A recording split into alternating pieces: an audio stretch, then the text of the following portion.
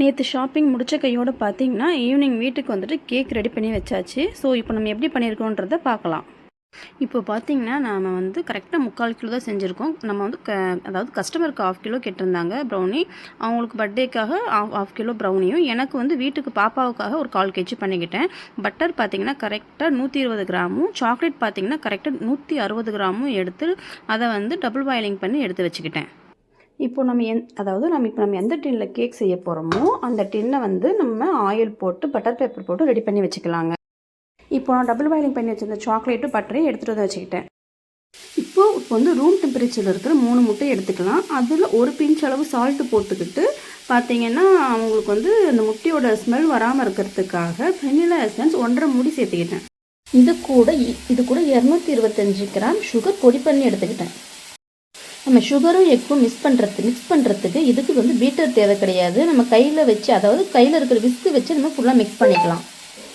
நம்ம போட்டிருக்கிற சர்க்கரை வந்து முட்டையில் நல்லா மிக்ஸ் ஆகிற வரைக்கும் ஃபுல்லாக மிக்ஸ் பண்ணிவிட்டு அதுக்கப்புறம் நம்ம எடுத்து வச்சுருக்க சாக்லேட் பட்டர் மிக்ஸிங்கை இது கூட சேர்த்து ஒன்றா மிக்ஸ் பண்ணி எடுத்து வச்சுக்கலாம்.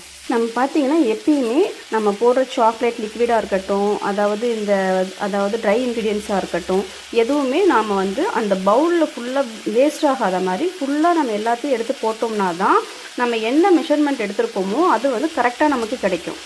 இப்போ நான் எடுத்து வச்சுருந்த 2 ட்ரேலையுமே பார்த்திங்கன்னா 1/2 கேஜி ஒரு ட்ரேவும் 1/4 கேஜி ஒரு ட்ரேவும் எடுத்து ஃபுல்லாக ஃபில் பண்ணி வச்சுக்கிட்டேன்.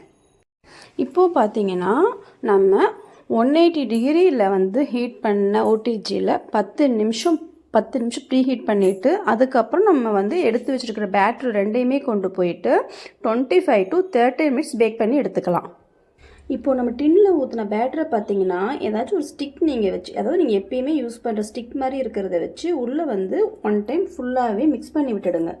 இப்போது 180 டிகிரி செல்சியஸில் 10 மினிட்ஸ் ப்ரீ ஹீட் பண்ணி வச்ச ஓடிஜியில் நம்ம எடுத்து வச்ச 2 டின்னையுமே எடுத்து 25 to 30 மினிட்ஸ் பேக் பண்ணி எடுத்துக்கோங்க.